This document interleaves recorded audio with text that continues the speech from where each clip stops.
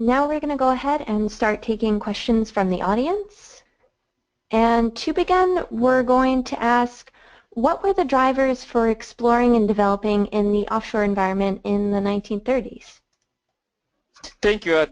When it comes to offshore and developments in the 1930s, I would say don't forget when we look at the 1930s, I didn't highlight this, but in the early 30s we had the East Texas field boom, but we also had the bust. And of course, we have, as we've always seen, we've had these boom and bust cycles. But at the same time, even though we have bust, even though we're having some people would say a bust now, it's somewhat going back up. The price is up around $50 a barrel here in the U.S.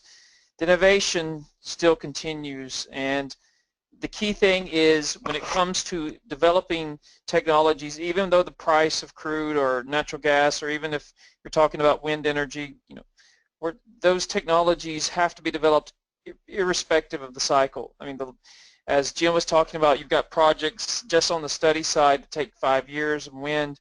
Some of these oil and gas projects at a minimum, even in the offshore environment today, can take at least 2 to 6 years.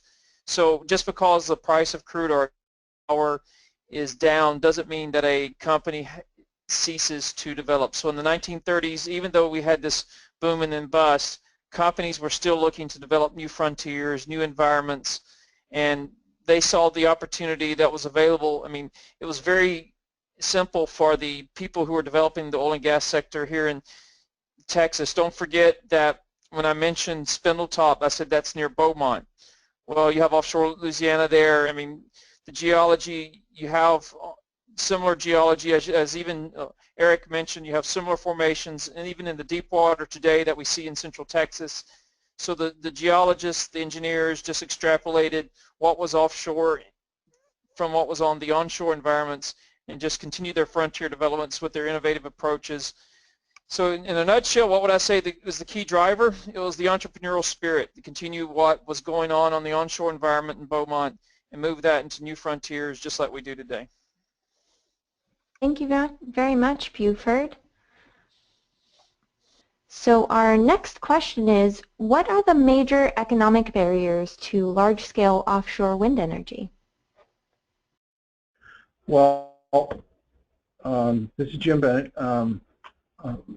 Obviously, cost is the primary factor, and I'll share a little bit with you from the experience over in Europe, where they do have a number of wind farms, and because of the cost of energy over there and the government promotion, if you will, of the wind environment, it's much more economic to pursue offshore wind right now. Working in the offshore environment is extremely expensive, both for the oil and gas industry and for the wind industry as well.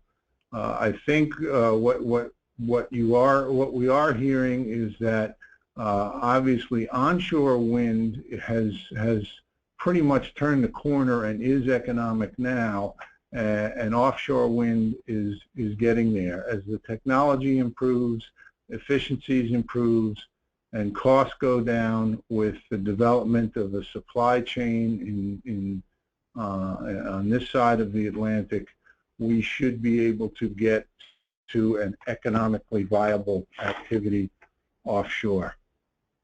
On the social and political side of it, if you will, there's also the issue of guaranteed purchases, which provide the developer with greater access to financial resources. People are obviously, financial institutions are more interested and willing to lend and underwrite activities if they know that a particular state or utility is in a position to guarantee the purchase of the product, of the power from the offshore wind farm. We're looking to the states to promulgate those power purchase agreements, or the ability to establish those power purchase agreements to improve the economics of offshore wind. Thank you very much, Jim. So we're going to move on to our next question. Do you think any of the any of the Great Lakes will have offshore wind farms? And if so, which ones are good prospects? Very good question. And I'm not very familiar with the activities in the Great Lakes. I do know that one of the projects that the Department of Energy is funding, I believe it's in Lake Erie. Is it Lake Erie? Is Lead Co. Fred Olson. Thank you, Daryl. Our engineering chief is here, and he's letting me know that Lead Co. Fred Olson in Lake Erie is the one that is being funded for development by the Department of Energy.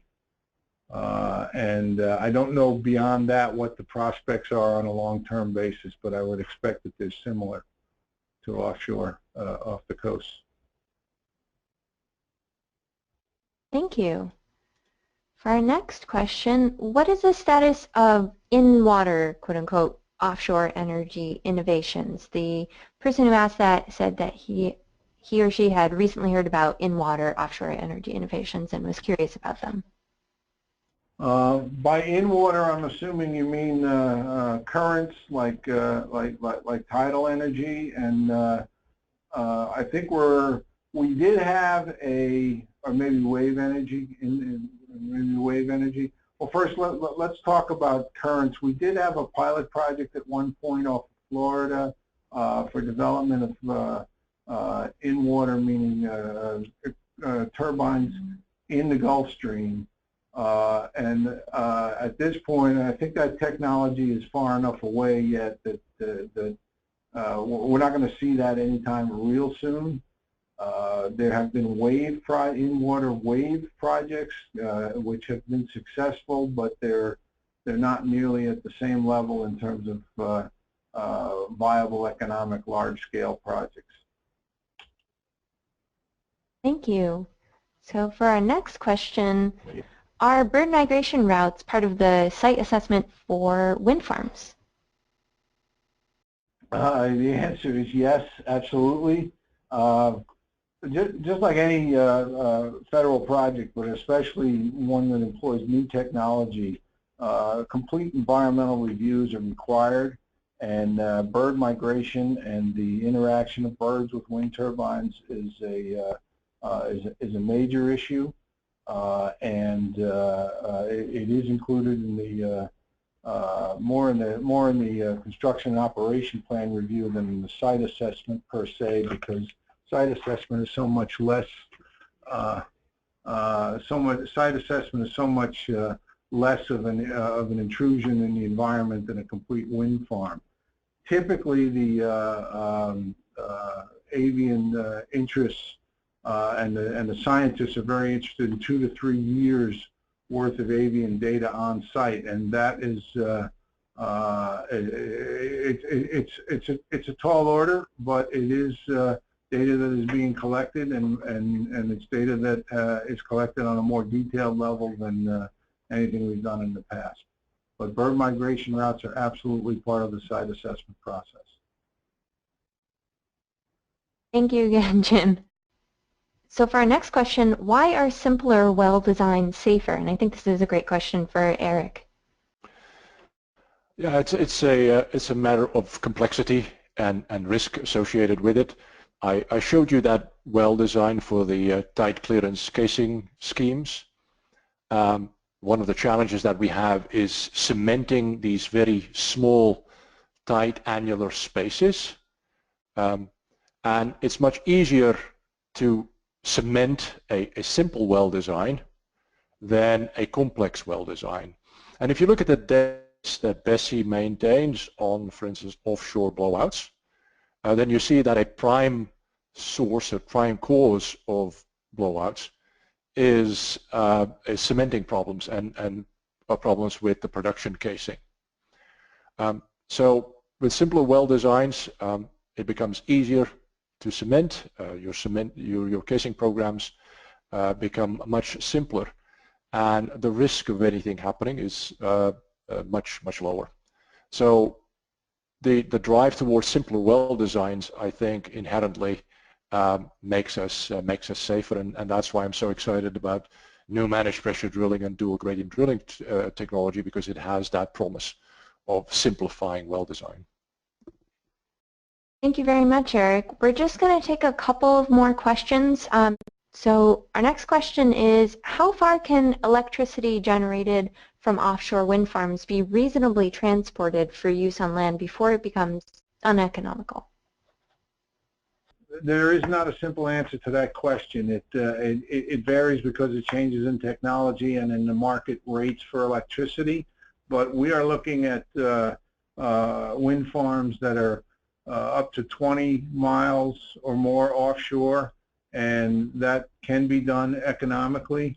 The cost factors, aside from the electrical loss onshore and the market price for the wind, is, I mean, for the electricity, is also the cost of laying the cables, which is pretty substantial. We just approved a project up in Rhode Island for Block Island to connect Block Island to the mainland so that the electricity can be connected to the grid, and it's a very substantial financial commitment.